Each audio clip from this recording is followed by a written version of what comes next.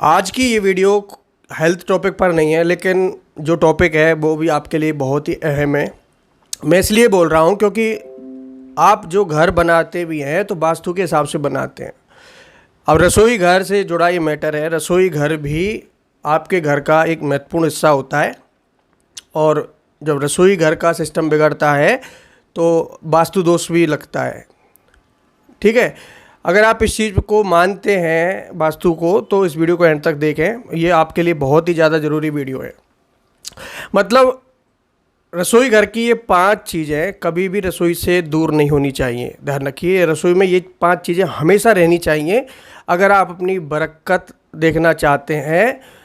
देखिए, रसोई में अन्नपूर्णा देवी का वास होता है, लक्ष्मी का वास होता है, और ये वास्तु की अहम भूमिका होती है।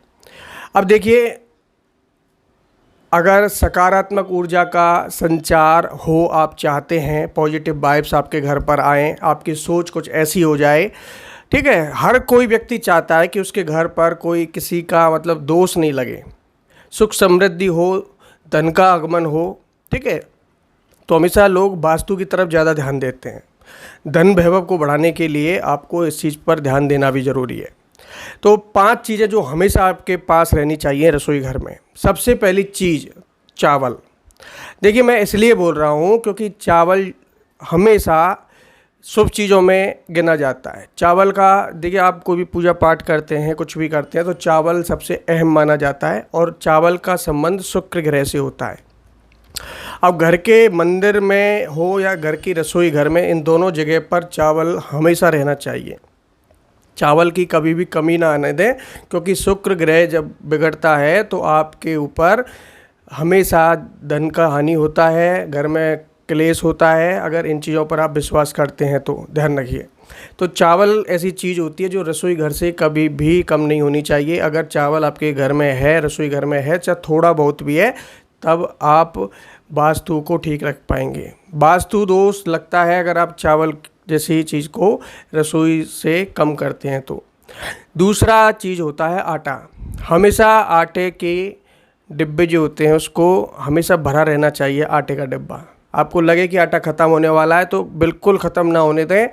आटे को पहले ही घर की रसोई में लेकर आएँ और पहले से ही एडवांस में रखें आटा। देखिए, इसलिए बोल रहा हूँ क्योंकि मान सम्मान पर इसका असर पड़ता है। जो लोग वास्तु पर विश्वास करते हैं, जो लोग ज्योतिष पर विश्वास करते हैं, वो उन लोगों के लिए वीडियो है, और करनी भी चाहिए। देखिए, आज के टाइम में सब चीज़ हैं। आज के टाइम में साइंस भी है और साइंस के हिसाब से ज्योतिष भी है। क्योंकि जब आप लोग कुछ भी कार्य करते हैं, शादी करते हैं, चाहे कोई पूजा पाठ करते हैं, तो पंडित को ज़रूर बुलाते हैं, मंत्रोच्चारण कराते हैं, घर में पूजा पाठ कराते हैं। तो ये चीज़ें भी उसी चीज़ से जुड़ी हुई हैं। ध्यान रखिए, आप अगर बरकत देखना चाहते हैं हर चीज़ में, मान सम्मान में भी बरकत हर कोई चाहता है, तो इसीलिए आटा जैसी चीज़ को कभी कम ना होने दें, क्योंकि मान सम्मान पर इसका असर पड़ता है।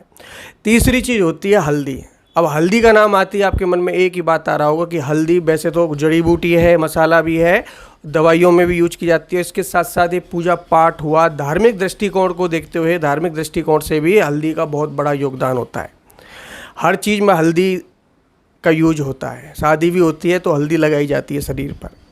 इसीलिए अगर हल्दी जैसी चीज़ आपकी रसोई में कम हो रही है, यानी ख़त्म हो गई है, तो एक प्रकार से आपको अशुभ समाचार की प्राप्ति हो सकती है। ध्यान रखिए, आपके घर पर कोई ना कोई संकट आ सकता है। इसलिए हल्दी जैसी चीज़ को कभी भी कम ना होने दें रसोई घर से। अगली चीज़ होती है नमक। देखिए, नमक एक तो पहले तो कभी आपको उधार नहीं लेना चाहिए किसी से भी। नमक जैसी चीज़ किसी से भी उधार नहीं लेनी चाहिए। अगर नमक ख़त्म हो रहा है, पड़ोसी से भी नमक लिया है आपने, तो भी उसको पैसे चुकाएं हाथों हाथ। नमक उधार लेते हैं तो आपके ऊपर इसकी हानि होती है, वास्तु दोष लगता है, और वास्तु दोष लगने से आपके घर में ग्रह कलेश संकट पैदा होता है, धन की हानि होती है, कहीं ना कहीं नुकसान होता है किसी ना किसी काम में। ठीक है, कोई ना कोई अशुभ समाचार मिलता है। इसलिए नमक जैसी चीज़ को भी कभी भी कम ना होने दें जिससे कि आपको उधार मांगना पड़े किसी से। तो इसलिए ये नमक भी आपके घर में हमेशा अवेलेबल होना चाहिए। और आखिरी चीज़ होती है दूध।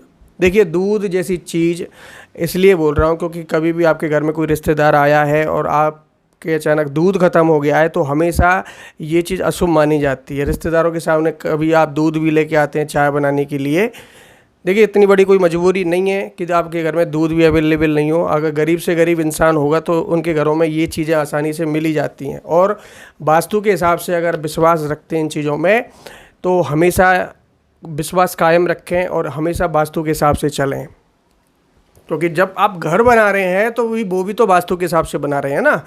पंडित भी बुला रहे हैं तो वो भी तो वास्तु के हिसाब से बुला रहे हैं। आप नास्तिक हैं, आप किसी भी चीज़ में विश्वास नहीं करते हैं, पूजा पाठ भी नहीं करते हैं, भगवान को भी नहीं मानते हैं, तो उन लोगों से तो कहना ही बेकार है। लेकिन अगर आप भगवान को मानते हैं, पूजा पाठ करते हैं घर में, तो वास्तु को भी मानना चाहिए। ये वास्तु भगवान से जुड़ा हुआ चीज़ होता है, ध्यान रखिए।